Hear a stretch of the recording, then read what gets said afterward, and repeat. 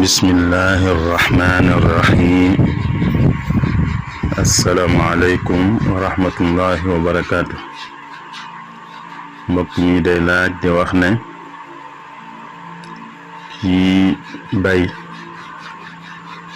te li mu toppatoo li muy baye jiwu ak leneen lam ca def daal da koo leb ndax kooku dana génne asaka ci mbayam. tontu li moo di ne kii bay te lim def ca mbayam da koo leb dana génne asaka mbayam bu fekkee mat na li tax asaka war ci mbay. dana génne asakaam ba noppi door a fay borom ndax bor du jeexital ci asakay mbay. ki bay du génne borom di door a génne asaka waaye day génne asaka ba noppi